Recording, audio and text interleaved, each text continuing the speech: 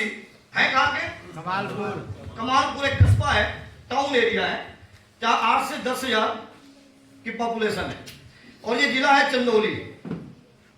Yes yes. District हमारा चंदौली है, बनारस से 40 किलोमीटर दूर ये जिला है। जो लोग मुगल सराय को जानते होंगे, डीडीयू को जानते होंगे, डीडीयू मेरे जिले में पड़ता है, चंदौली में। यस, तो मैं यहीं का रहने वाला हूं और आरसीएम बिजनेस मेरी लाइफ में 2008 दिसंबर में आया। किस सन में?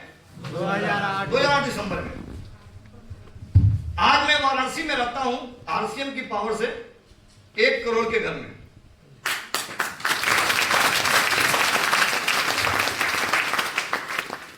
वाराणसी हम लोग इसलिए बोलते हैं कि वाराणसी सटे 7 जिला डिवाइड हुए। जब जब कोई सीएम आया तो उसने एक जिला बना दिया। तो पहले सब वाराणसी में था, गाजीपुर, जौनपुर, मऊ, आजमगढ़, चंदौली, मिर्जापुर, भदोही, सब अलग जिले हुए, पहले सब एक थे। Yes yes. तो आज भी हम लोगों के ना उसमें एड्रेस में कहीं कहीं हमारे जिले में आप जाएंगे तो चंदौली वाराणसी लिखा मिलेगा। यस, तो ये वो जोन है। तो हम एक गांव से बिलोंग करते हैं। मेरे पिताजी खेती बाड़ी किया करते थे और खेती बाड़ी करने के बाद हम 4 भाई बहन, सभी की परवरिश वो अपने क्षमता के अकॉर्डिंग कर रहे थे। सबसे बड़ी मेरी सिस्टर है जो आज लुधियाना में रहती है, सेकंड नंबर पे मैं हूं, तीसरे नंबर पे छोटे भाई साहब अरविंद जी हैं और चौथे नंबर पे मेरी छोटी सिस्टर है जो सबसे छोटी है, टीचर है, सरकारी टीचर। यस, तो हम 4 भाई बहन हैं। इस व्यवसाय के पहले की मैं बात करूं थोड़ा, तो स्टूडेंट लाइफ थी। बनारस हिंदू यूनिवर्सिटी से मैं सेकेंड ईयर था, मेरा बीएफए चल रहा था, बैचलर ऑफ फाइन आर्ट। मैं आर्टिस्ट हूं। यदि कोई बंदा इत्मीनान से बैठ जाए तो फिगर बना सकता हूं बड़े आराम से आपका स्केच। ये हुनर उंगलियों में।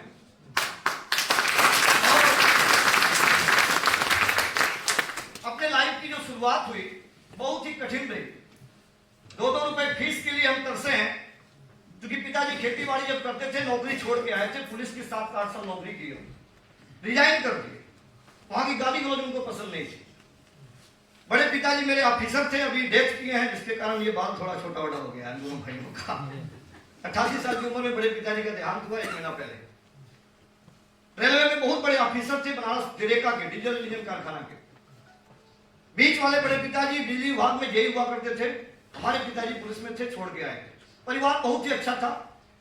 घर में करीब अगर देखा जाए तो मेरे परिवार में 10-12 लोग सरकारी जॉब में थे। फैमिली जैसे होता है ना कि वो खास खून पड़ीदार जो होते हैं हमारे बाबा से कनेक्टेड। सबके मन में एक ही बात था कि नौकरी करें, पढ़ो लिखो नौकरी करो, पढ़ो लिखो नौकरी करो। लेकिन मुझे बचपन में एक किताब मिल गई थी स्वेट मॉडर्न की, और उसमें एक बात मैंने पढ़ लिया था 14 साल की उम्र में, कि नौकरी करके अमीर नहीं बन सकते, आप एक अच्छा मजदूर बन सकते हो। 14 साल की उम्र में वह बात लग गई थी। और जानते हैं पूरी दुनिया में सबसे सस्ता किताब कौन लिखता है? Sweat modern. 50 रुपए की किताब। इस भारत में नहीं पूरी दुनिया में कोई बेच नहीं सकता, इतनी मोटी किताब। सबसे सस्ता किताब स्वेट मॉडर्न लिखता है। उसका मकसद सिर्फ ये नहीं है पैसा कमाना, उसका मकसद है लोगों के विचारों को बदल देना। एक क्रांति के रूप में वो किताब मुझे पढ़ने को मिली और मैंने उस किताब को पढ़ने के बाद डिसीजन लिया 14 साल की उम्र में बिजनेस करने का। तो मेरे मामा जी आर्मी में थे, वो बहुत जिद किए कि आप पढ़ाई करो, तैयारी करो, हम आर्मी में हैं, कुछ हम हेल्प कर देंगे, रिलेशन की भर्ती आएगी, ये वो। हम कि ठीक है, आप जो करना है करिए। मेरा माइंडसेट चेंज हो चुका है। मैं छोटी दुकान करूंगा लेकिन बिजनेस करूंगा। और मैंने एक छोटी दुकान खोली जनरल स्टोर की अपने गांव कमालपुर में। यस, उम्र कितनी थी मेरी? 1999 की ये बात है। कारगिल का युद्ध चल रहा था भारत के अंदर।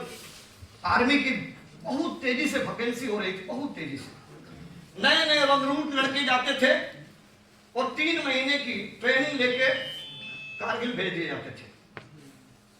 और आपको जानते हैं, मैं स्टेज से बात नहीं बोल सकता, सबसे ज्यादा ट्रेंड लोग मरे थे कारगिल में। अगर ट्रेंड लोग लड़ गए होते तो 1 साल लड़ाई नहीं चली होती, 3 महीने की लड़ाई थी। हुआ क्या, उस मजबूत आर्मी 80 लाख की आर्मी को रोक दिया गया और नए बेरोजगार लड़कों को ऑफर खोल दिया गया कि आओ भर्ती खुल गई।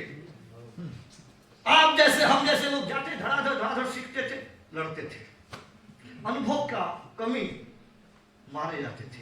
एक एक घर से 3-3 लाशें आई। उस टाइम मुझे बबीना जाने का मौका मिला। बबीना आर्मी बेस है, 80 किलोमीटर का एरिया है आर्मी का। मेरे मामा जी को कारगिल भेज दिया गया। मामा जी बोले परिवार संभालने के लिए आ जाओ बबीना। छोटा बेटा उनके यहाँ होने वाला था। मैं उनको संभालने के लिए वहां गया। संभालने के बाद जब मैं वहां पहुंचा तो वहां मैंने देखा कि मेरे समकक्ष में कोई व्यक्ति ही नहीं था बातचीत करने के लिए। तो मैं साइकिल लेके घूमता था बबीना में, कुछ तो काम मिल जाए, सीख ले। हम टाइम को कभी किल नहीं करते, मेरा एक नेचर है। जीवन बहुत छोटा है, 1 घंटा भी बर्बाद मत करिए, क्योंकि बहुत काम करना है और जिंदगी बहुत छोटी है। मैं वहां पे 3 महीना मुझे बिताना था, तो मैंने घूमना शुरू किया और मैं वहां पे पहुंचा एक सरदार की दुकान पे। वो सरदार की फोटो फ्रेमिंग की दुकान थी। किसकी? फोटो फ्रेमिंग की। तो मैं सरदार की दुकान पे गया और जाके मैंने बोला कि भाई साहब क्या मुझे काम देंगे? तो उसने बोला क्या कर सकते हो?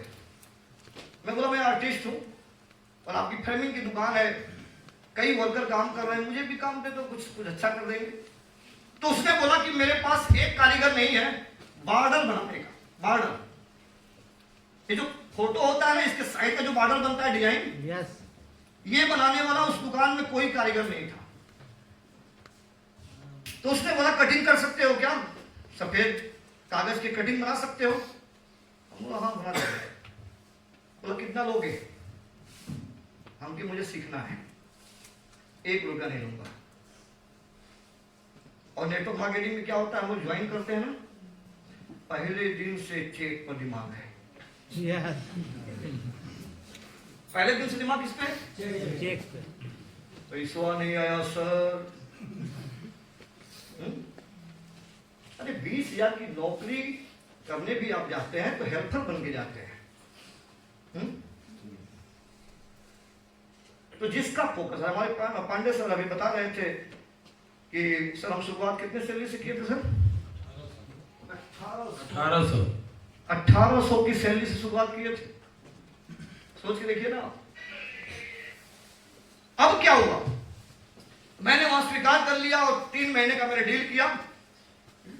मामा जी से मैंने बात किया कि आप तो कारगिल जा रहे हैं बटालियन लेके, लेकिन मुझे सीखना है। कुछ खर्चे वर्चे करके मैंने मैं वहां पे जाके 30 से 40 किलोमीटर हम जाते थे अपने क्वार्टर से। कहा? सरदार के यहाँ, क्योंकि आर्मी एरिया में ना हर जगह मार्केट खुलना अलाउ नहीं है। जहाँ पे फैमिली रहती है उससे 3-3, 4-4, 10 किलोमीटर दूर मार्केट होता है। वहाँ बृहस्पतिवार को मंडी लगती थी, पूरे आर्मी के लोग एक ही दिन मार्केटिंग करते थे।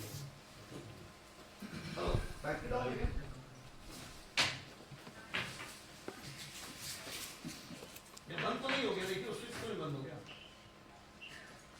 हेलो नहीं बैटरी डाउन। तो मैंने टारगेट बनाया कि मैं सीखने जाऊंगा और मैं 3 महीना तक उनके यहाँ सीखता रहा, जाता रहा, बिना कोई सैलरी, बिना कोई पेमेंट, अपना खाते थे, अपना पीते थे, कुछ भी डिमांड नहीं। 3 महीने के बाद मामा जी का कारगिल से वापसी हुई और उसके बाद दूसरी बटालियन गई। मामा जी बोले अब घर जाओ। तो मैं सरदार से मिलने गया कि मैं लास्ट है मेरा, मैं जा रहा हूं अपने यूपी। तो उसने एक पैकेट दिया मुझे, पैकेट, और इसके बाद बोला कि इस पैकेट को घर ले आए खोलना। कहां ले आए खोलना? घर ले आए। मुझे नहीं मालूम था कि वो पैकेट में क्या है, और 1 किलो मीठा था और पैकेट था। मैं घर लाया मामा जी के यहाँ। मैं मामी उत्सुकता में थी कि सरदार ने क्या दिया है। जब खोली तो 65,000 रुपया था।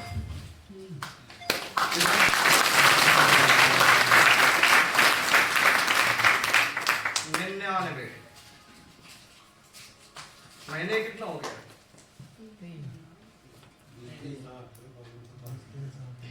मैं घबरा गया कि सरदार गलती से दे दिया होगा।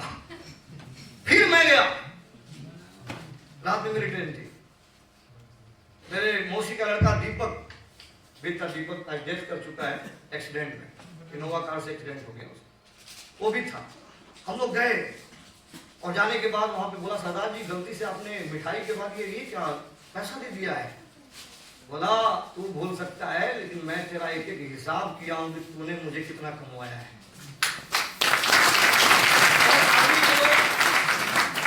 आर्मी के लोग फ्रेमिंग के बड़े शौकीन होते हैं, कभी बंदूक वाला, कभी ये वाला, कभी टोपी वाला, कभी सेलिब्रेशन वाला। यस आर्मी वाले घर में जाएंगे ना तो ट्रॉफी से लेके मेडल से लेके हर चीज की फोटो होती है। यस और उसकी फ्रेमिंग इतना बढ़िया हम करते थे। लास्ट में उस सरदार ने बोला कि एक काम करो तुझे, अगर तुझे बुरा न लगे तो मेरे यहाँ कारीगर हो जा। 1999 में 50,000 रुपया सैलरी देने की बात किया। कितना? 50,000। तो एक बार तो मेरा भी मन डोला। लेकिन स्वेट मॉडल जो किताब बता रही थी कि कभी किसी की मजदूरी मत करो, छोटा ही काम शुरू करो लेकिन खुद का काम शुरू करो। उसने मुझे लालच में फंसने नहीं। हम बोले कोई बात नहीं सरदार जी, ये 65,000 65 लाख है, इससे धंधा शुरू करूंगा, खुद का मालिक बनूंगा। यस और वहां से मैं आया बनारस। आने के बाद मैंने छोटी सी दुकान खोली, जनरल स्टोर। इसके बाद गिफ्ट कॉर्नर की दुकान मैंने खोली। इसके बाद फिर general store, gift corner, photo framing का कारोबार स्टार्ट किया। जैसे ही काम बढ़ा, छोटी सी उम्र में मुझे बात मालूम चल गई थी कि अगर अपना भी बिजनेस शुरू करो तो अकेले मत करो, हैंड बढ़ाओ। यस क्या वो किताब थी, मेरे जीवन को बदल के रख दिया उस किताब ने। छोटी सी उम्र में वो किताब सिखा रही थी कि तू अपना भी धंधा शुरू कर, अपना भी कारोबार शुरू कर, लेकिन एम्प्लॉई रखना, खुद मत बैठना, वरना तू भी दुकान का फिर गुलाम हो गया। यस आज मैं जो भी आपसे बात कर रहा हूं ना, बिजनेस तो मेरी जिंदगी में बाद में आया। सबसे पहला ट्रेनर तो मेरे जीवन में स्वेट मॉडल आया। उसने बताया काम शुरू करो, खुद मत करो। तो मैंने काम बढ़ाया और साथ में वर्क बढ़ाया। 8 लड़कियां 3 लड़कों को मैंने काम देना शुरू किया। ऑर्डर लेते थे, उनको देते थे। कारोबार बढ़ने लगा, खूब काम चलने लगा। फिर मैंने डेयरी खोल ली। जैसे जैसे कारोबार बढ़ाते थे वैसे वैसे वर्कर बढ़ाते थे। अधिकतर लोग यदि डेयरी खोल लेते हैं ना तो उनके दिमाग क्या चलता है मालूम है? 2 लेबर रखे हैं, अगर इनको हटा देते तो 14,000 बच जाता, तो अपन ही खटने लगते हैं। उनके दिमाग में ये आना चाहिए 2 गाय बढ़ा दूं, उनका खर्चा निकाल दूं, हम फ्री रहेंगे। ये आना चाहिए ना। क्या आता है? 2 लेबर हटा दे, तो खुद लेबर बन जाते हैं। तो अधिकतर लोग जीवन में इस खेल को नहीं समझ पाते हैं। और मैंने बिजनेस के खेल को समझ लिया कि व्यवसाय वही अच्छा, जो व्यवसाय आपके बिना चले वही व्यवसाय, जो आपके रहने पे चले वो व्यवसाय नहीं। यस यस अब यहां से खेल शुरू हुआ और मैंने अपने जीवन में खूब पैसा कमाया। 1999 से लेके 2008 मेरे जीवन का जो टाइम रहा, ये दुकानदार बन के मैं रहा। दुकानदार भी थे और पढ़ाई भी करते थे। आज हमारे बीच में कई लड़के ऐसे हैं जो बोलते हैं हम पढ़ते हैं। इस बीच में अगर मैं काउंटिंग करूं तो मैं क्या बताऊं, छोटी बहन की शादी, बड़ी बहन का मैनेजमेंट, अरविंद भाई साहब भी पढ़ते थे, हम भी पढ़ते थे, घर का पूरा मैनेजमेंट, सारा कुछ, उड़ के खर्चा करना, जीना, सब कुछ था। लगभग मैं बात करूं तो इस पीरियड में, उस टाइम में नहीं में तो 30-40 लाख रुपया कमाए थे। कितना? 40 लाख। तो क्या मुझे आरसीएम की जरूरत थी? नो। लेकिन शुरू में ये काम मजा दिया मुझे, खूब मजा आ रहा था, पैसा था, खूब मजा आ रहा था। पैसा जैसे जैसे आता है 2 चीजें होती हैं। पहला ईगो, यस, अहंकार। क्या आता है? पैसे के साथ लक्ष्मी का नेचर है। लक्ष्मी जिसके पास ज्यादा आती है कुछ दुर्गुण लेके आती है। यस तो क्या है मेरे जीवन में? अहंकार। अहंकार। किस बात का? मेरी उम्र के जितने लड़के थे ना, इनकम से दूर दूर तक किसी का कोई वास्ता नहीं था, किसी का दूर दूर तक मैचिंग नहीं थी। क्योंकि उस समय डिस्ट्रिक्ट मजिस्ट्रेट की सैलरी 70,000 60,000 हुआ करती थी, डीएम की कितने सर? 60,000 70,000। और अपना 40-50,000 बचा लेते थे। कमाना और बचाने में अंतर क्या है? बचाना मतलब सबके दे। कमाना मतलब 50,000 आया और बचाना मतलब सब खा के 50,000 बचा। हेलो, तो अपने को क्या है, अहंकार इतना बड़ा हो गया था कि मैं हर काम को छोटा देखता था।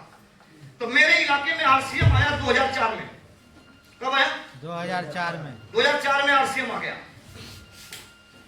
आज भी कई लोग बोलते हैं कि आरसीएम आ गया, बोलते हैं, सही बात है, बोलते हैं आरसीएम आ गया। कितने लोग को मालूम है कि किस किस इलाके में आरसीएम आता है?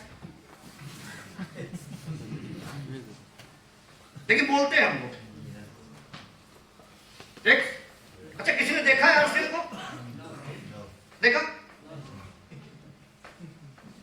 कई लोग बोलते हैं आरसीएम चल रहा है क्या, बोलते हैं। तो आपने देखा चलते हुए कहीं? किसी ने नहीं देखा। अच्छा, आरसीएम लुधियाना में है? डर रहे हैं आप लोग? आरसीएम है कि नहीं लुधियाना में? कहाँ रहता है? हर घर में। हमारे गांव में आरसीएम आया आया क्योंकि हम लोगों को आरसीएम की जानकारी नहीं थी। क्या बोले आरसीएम आ गया, तो हमारे इलाके के 3 लड़के बेचारों को सूट वूट पहना के घुमाया जा रहा था।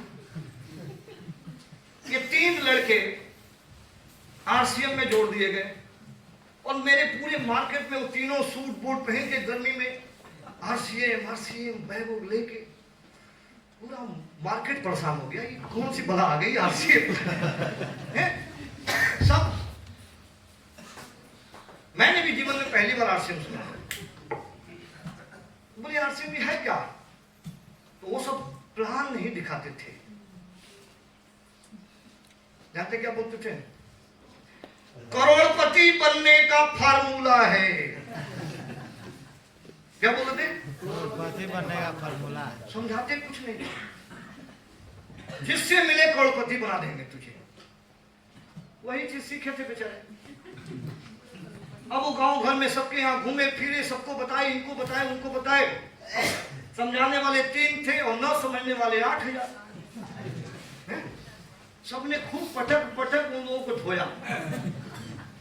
उन तीनों को पटक पटक के धोया गया। 3 महीने के बाद मालूम चला कि आरसीएम गई। अच्छा, एक बात मुझे बताइए, आरसीएम आई थी कि ये आए थे? और आरसीएम गई कि ये गए? ये गए। लेकिन हल्ला क्या हुआ? आरसीएम गई। अच्छा, हम भी उसी में थे, आरसीएम गई। तो की जानकारी नहीं थी मेरे को। आरसीएम तो 2000 में स्टार्ट हुई और 2004 में थी, ये गया। हल्ला क्या होता है? आरसीएम गई। अच्छा, आप में से कई लोग भी बोलते होंगे मेरे गांव में ना आरसीएम खूब चलती थी, अब नहीं चलती। आज के बाद ये बोलना बंद करो। आरसीएम नहीं आई थी, किसी ने आरसीएम वहां ज्वाइन किया था, वो व्यक्ति भाग गया। क्यों नहीं बोलते बात? हम क्या बोले? मौसा जी की आरसीएम आई थी। अरे मौसा जी आरसीएम में आए थे। शब्द क्या है? मौसा जी। मौसा जी आरसीएम में आए थे कि आरसीएम उनके घर आई थी? मौसा जी आए थे। मौसा जी आरसीएम में आए थे। हेलो, लेकिन फायदा क्या हुआ है? आरसीएम आई थी। अच्छा, आरसीएम अब चली गई, फिर अचानक एक प्राणी जन्म लिया मेरे गांव में। मेरा मित्र आरिफ जमाल, फिर आ गई आरसीएम। ये पढ़ाई भी कर रहे थे और साथ में जूते चप्पल की बहुत बड़ी शोरूम थी इनकी। हमारे बचपन के मित्र भी हैं, आज आरसीएम करते हैं। उस वहां नहीं करते, मेरे नीचे करते हैं। लेकिन पहले ये मुझे समझाने आए थे। आए बढ़िया सा सूट टाई पहन के, तो उनको लगा कि यार मेरा मित्र है, इसको समझा देते हैं। वो गलती से मेरी जगह पे आ गए और आने के बाद मैंने उनको इतना खींचा कि अपनी पर्सनैलिटी देखते हो यार, साबुन तले घूमते हो। गोरंगा, इतना शानदार पर्सनालिटी, मास्टर टीचर बनने की पढ़ाई कर रहे हो, कहाँ साहब लेके फंस गए। तो जानते क्या बोले, हम जानते थे कि आप नहीं मानेंगे, लेकिन एक मेरी रिक्वेस्ट है। हमके बोले क्या है, बोले हम मकतब स्कूल पे ना, वो उर्दू स्कूल है, मकतब बोलते हैं, वहां पे मैंने मीटिंग रखा है, मेरा लीडर कोलकाता से आ रहा है, अब मैंने 100 लोग को बैठाने का वादा किया है सर, अगर आप बैठ जाते ना तो उसमें एक तो गिनती हो जाती है। तो बोले कुछ खिलाओ पिलाओगे तो तय करो। बोले हाँ, जब मीटिंग खत्म हो जाएगी तो समोसा समोसा मिठाई सब होगा फाइनल। गए हम, 30 रुपए की टिकट थी, कितने? 30 की। मैंने नहीं कटाई थी, तारीफ गेट पे लेके खड़ा था। जाओ, 10 बजे की मीटिंग थी, 12 बज रहा था, अकेले हम बैठे थे उस मीटिंग। ठीक है, 100 लगा था, 12 लोग इधर, तो झूठ तो नहीं बोला, खाली हम ही को समझाने के लिए बुलाया। बोला नहीं नहीं, अभी लोग आए, वादा किए हैं सब लोग, सबको टिकट हमारी तरफ काटोगे। बोला है कि मजबूरी है, तो इज्जत फंसी है। किसी तरह 1 बजे हमको लेके 4 लोग हुए। विजिटिंग लीडर जो था वो फोन कर रहा है हमारे कमालपुर पुल पे खड़ा होके, कलकत्ता से ट्रेन पकड़ के आया, तो बेचारा धीना उतरा था, धीना उतर के धीना स्टेशन है हमारा, बार बार फोन कर रहा है, अरे कब कराओगे मीटिंग यार, 10 बजे का बोले थे, 1 बजने वाला है, हम कब से खड़े हैं पुल पे। तो हमारे सर से बोले मामला क्या है, अरे बोले वो आ गया।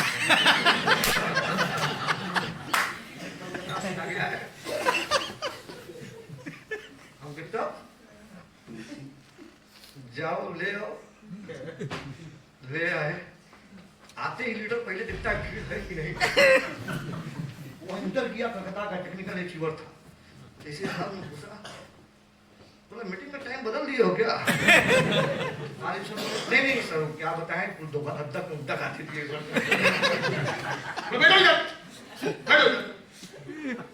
मूर्ख बनाया हो, कलकत्ता से आने का जाने का इतना पैसा मैं लगा के आया हूँ, बेवकूफ बनाते हो तुमसे नहीं हो पाएगा।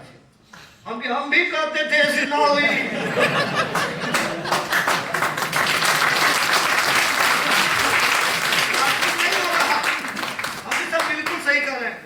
इनके बस की बात नहीं, बेचारा फंस गया। चल छोड़िए इसको, माफ करिए इसको, ऐसे तो लगेंगे बुलावा का परिचय, मित्र रहेंगे। चलिए आपको मैं प्लान दिखाता हूँ। हम पेशाब करके आ रहे हैं, हम भी फरा। अब इसके बाद क्या क्या हुआ उस हाल में मुझे नहीं मालूम। 3 दिन बाद हमसे आने जमान मिला, मतलब छोड़ दिली आरसीएम। क्या किए, आरसीएम फिर चली गई। देखिए ये आपके साथ भी हो रहा होगा, यस, और आपके मोहल्ले में भी लोग बजा रहे होंगे। अब 2004 भी बीत गया, 2006 भी बीत गया, अब 2008।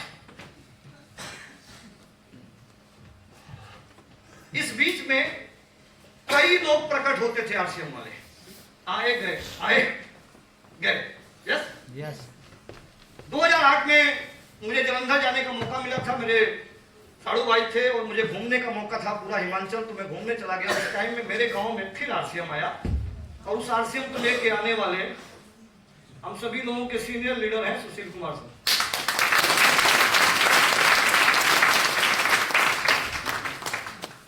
फिर प्रकट हुए किस सन में?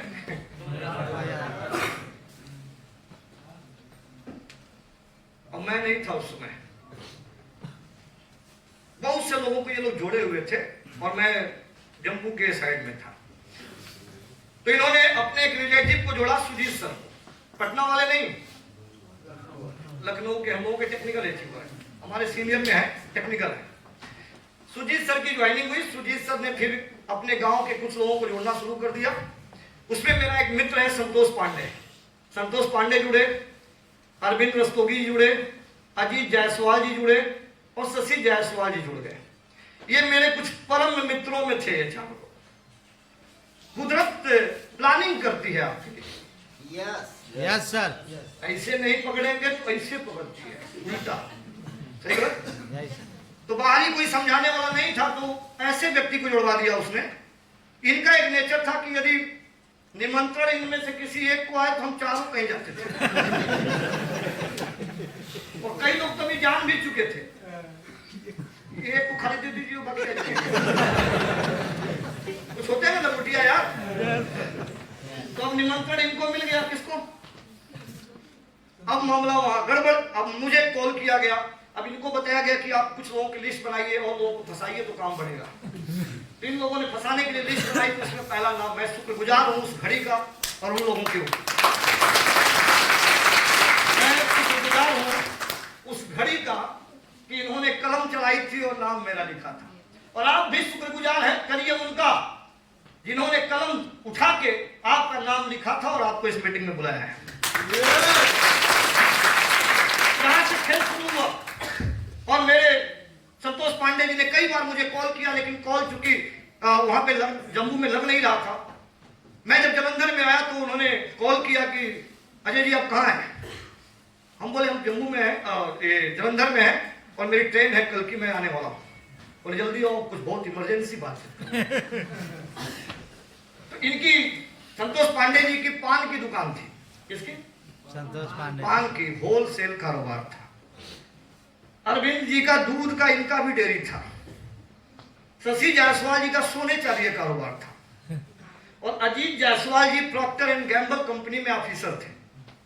प्रॉक्टर एंड गैम्बल कंपनी में एरिया ऑफिसर थे। ये चारों लोग हमारे साथ और हम अपना बिजनेस करते थे। अभी सब जुड़ गए थे, अब मेरी बारी थी। तो जब मैंने बताया मैं कल आने वाला हूं, तो लोग बड़ा बेसब्री से इंतजार कर रहे थे। मुझे नहीं मालूम कि आज से में जुड़ चुके हैं लोग।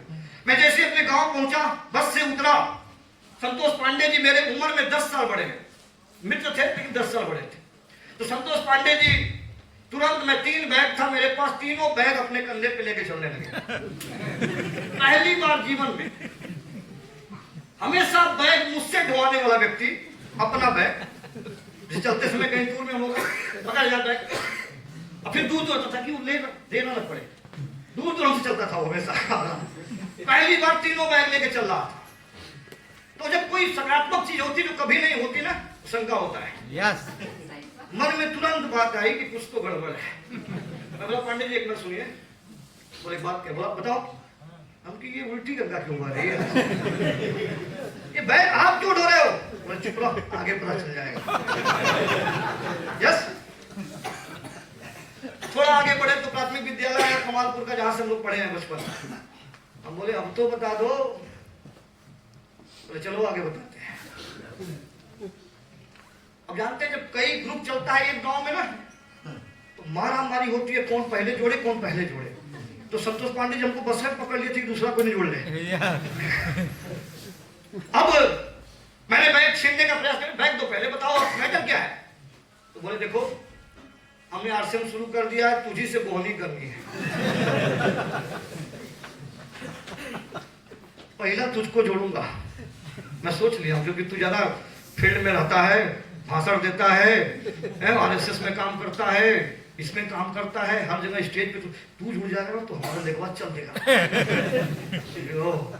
तीनों बैग मैंने छीना। हम बोला कि अब आज के बाद यदि आरसीएम की बात किए, दोस्ती इसी टाइम खत्म। मैं तीनों बैग लेके घर आ गया। मैं सोचा कि बच गया, लेकिन दूसरे दिन की प्लानिंग हुई। बंद कर दिए ना। देखिए ऐसे मित्र भगवान सभी को दे, भगवान सभी को दे ऐसे मित्र। दूसरे दिन तीनों ने प्लान किया कि ऐसे नहीं मानेगा, धोखे से जोड़ो इसको। तो संतोष पांडे जी से नहीं बात बनी तो अजीत जायसवाल को सुबह भेज दिया गया। मैं वेस्पा सेलेक्ट स्कूटर से मार्केट में जा रहा था, अचानक अजीत जायसवाल जी आए और बोले कि भैया एक बात करना है आपसे। क्योंकि हाँ बताइए।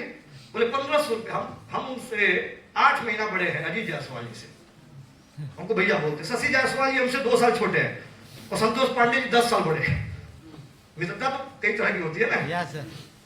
तो अजीत जायसवाल जी गाड़ी रोके, मैं गाड़ी रोका। बोले 1500 रुपए की जरूरत है भैया, शाम को दे देंगे। हम कहे ठीक। 1500 मैंने पर्स से निकाला, स्कूटर के दोनों साइड पैर रखा था। जैसे पर्स निकाल के मैं पैसा गिन रहा था, संतोष पांडे जी पीछे से आए, पीठ पे ठोके, शाबाश जुड़ गए क्या?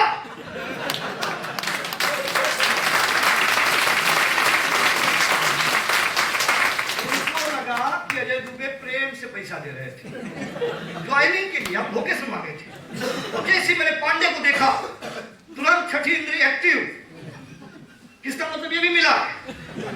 मैंने इतना पैसा छीना, पीछे से शशि जायसवाल आया और आके मुंडी पकड़ के स्कूटर के मुंडा में पटक दिया।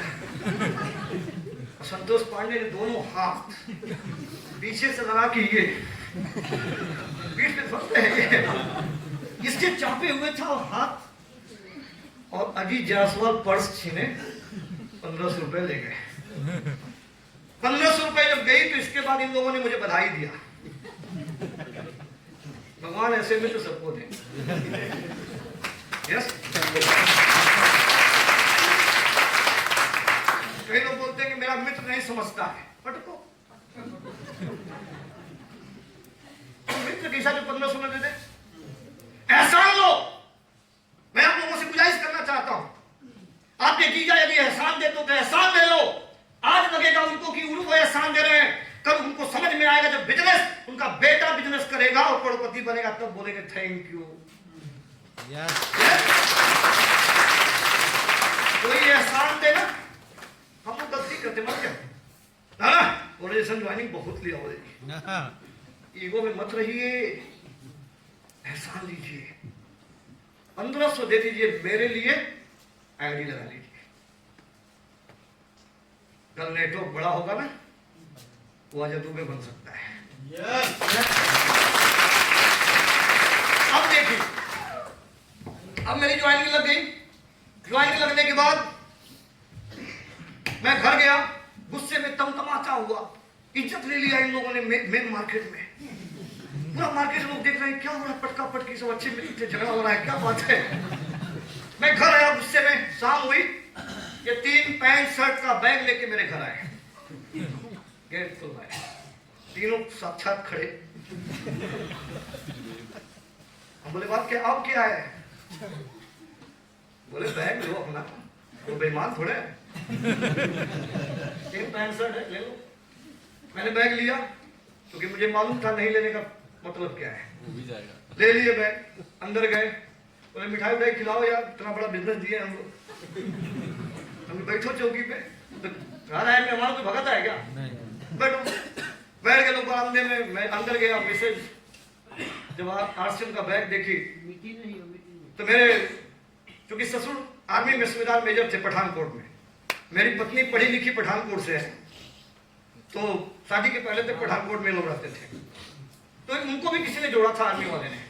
तो मेरी पत्नी जब देखी आरसीएम का बैग तो बोली कि ये आप भी फंस गए। मेरे चाचा, मेरे पापा, मेरे गांव के कई लोग जुड़े थे, कुछ नहीं हुआ। हम तो सही बोली, मुझे भी मालूम है कुछ नहीं होगा, लेकिन ये बैग लेना मेरी मजबूरी है। बोली क्या ऐसी मजबूरी है? हमने पैसा ही सब पहले ले लिए है ना, ये मजबूरी है। अगर ज्यादा खिड़कीबाजी करेंगे तो ये कपड़ों ले जाएंगे, तीनों है, 3 है पैंट शर्ट, तीनों है। तो मैं बढ़िया आदमी था, फायदे की बात जल्दी समझते थे, तुरंत बैग रख लिए। 6 महीना 7 महीना आरसीएम को अच्छी वाली यूपी बिहार वाली गाली देते थे, बताने की जरूरत नहीं है, बात बात में गाली होती है बिहार में। इसके बाद फिर एक व्यक्ति मुगल सराय से आते थे, सर को भेजा गया, खड़ा हुए बैटरी की, मैं सोचा बैटरी का कोई सेल्समैन है, लाल टाई पहन के खड़े थे। हमारे यहाँ बैटरी के सेल करने वाले लाल टाई पहन के आते थे, संजोग से सुशील सर भी लाल टाई पहन के आए। तो बोले कि आपका नाम अजय दुबे? हम कहा हाँ। बोले आरसीएम के विषय में खबरदार, मेरा हिसाब किताब हो गया है, 1500 रुपए का हिसाब हो गया है, मुझे कुछ भी नहीं सुनना। बोले नहीं, एक प्रोग्राम देख लीजिए, मर्जी आपकी, करिए चाहे बंद करिए। मैंने डिसीजन ओके कर दिया और मैं बनारस जाने को तैयार हो गया। अपने कमालपुर से वाराणसी की दूरी 40 किलोमीटर थी। मैंने स्कॉर्पियो बुक किया और हम 8 8 मित्र गए सेमिनार देखने। हम तैयार हो गए, कोई बात नहीं, सेमिनार देख लेते हैं, अच्छा लगेगा तो ठीक, नहीं तो नहीं करेंगे, अपनी मर्जी है भाई, हिंदुस्तान में रहते हैं। मैं तैयार हो गया, हम लोग गए जब वाराणसी, तो वहां पे मीटिंग हॉल था, उसमें 2500 लोग बैठे थे। कितने? 2500 लोग थे। 50 रुपए की टिकट कटी थी। गेट पे 1 घंटा झगड़ा किए थे हम लोग। ई 50 क्यों?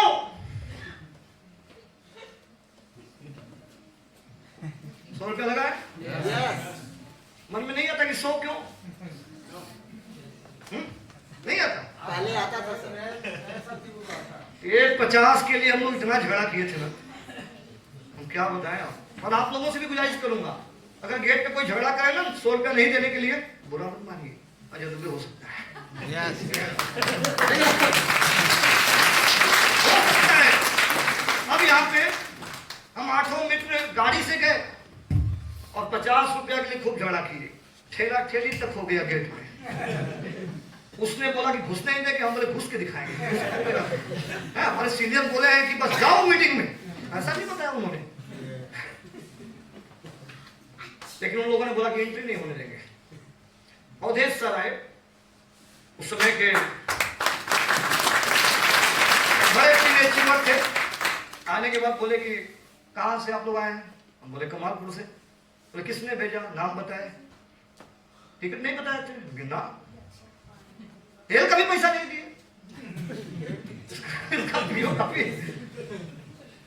तो ₹50 तो लगेगा, आप इंटर नहीं कर पाएंगे। हाँ एक काम करिए, आप लोग 8 लोग टिकट कटवा लीजिए, मीटिंग अच्छा लगे तो ठीक, नहीं अच्छा लगे तो हमसे पैसा ले लीजिएगा। हमें क्या गारंटी आप देंगे कि नहीं देंगे? बोले नंबर ले लो हमारा। तो कंडीशन पे हम लोग इंटर किए।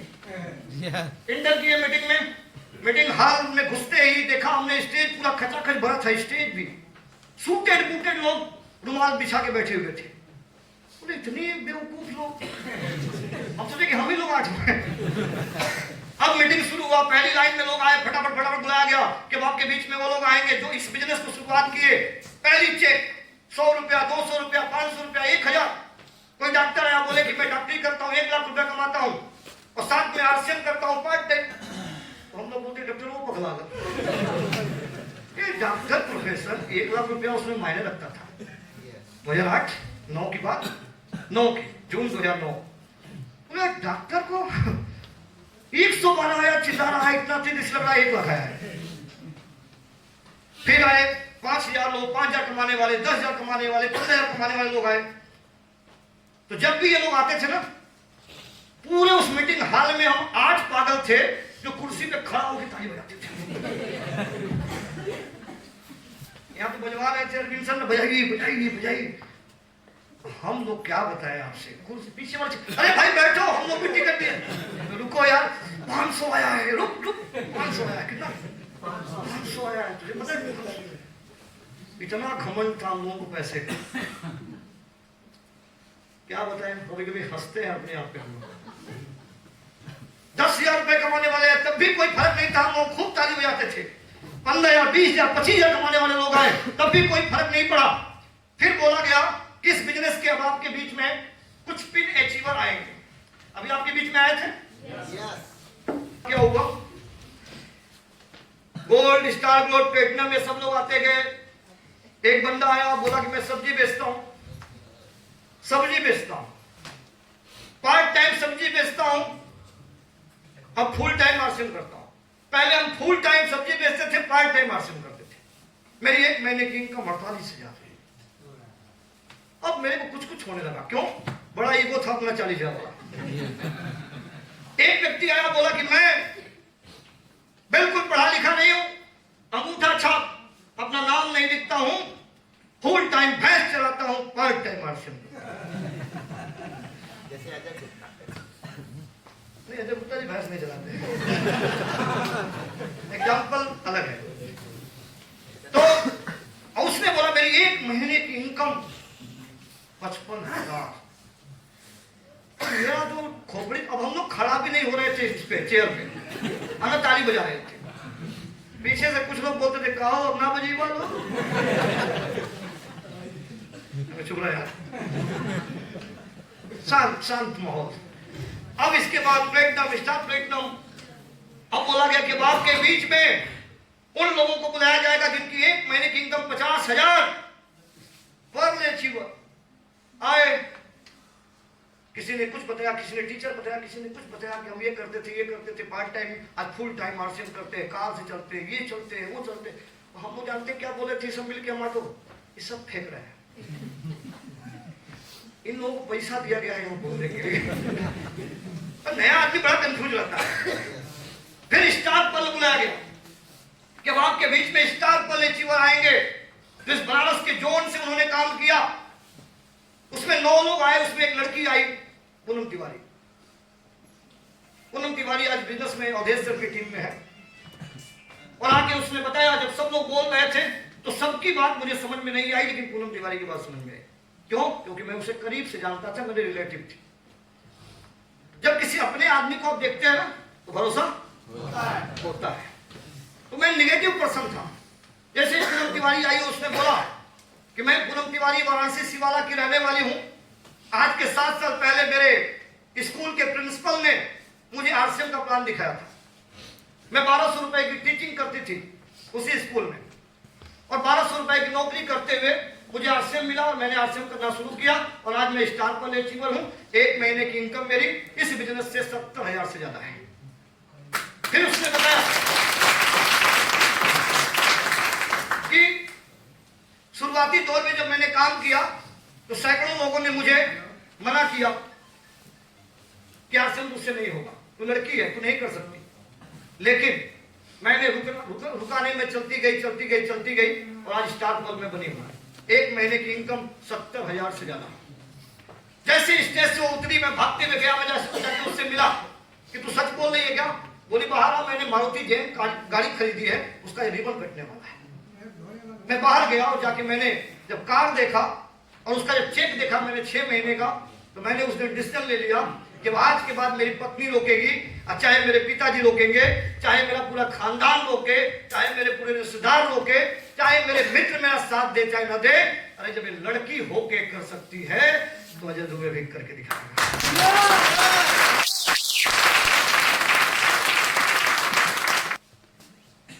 ये मीटिंग क्यों कराई जाती है मालूम है?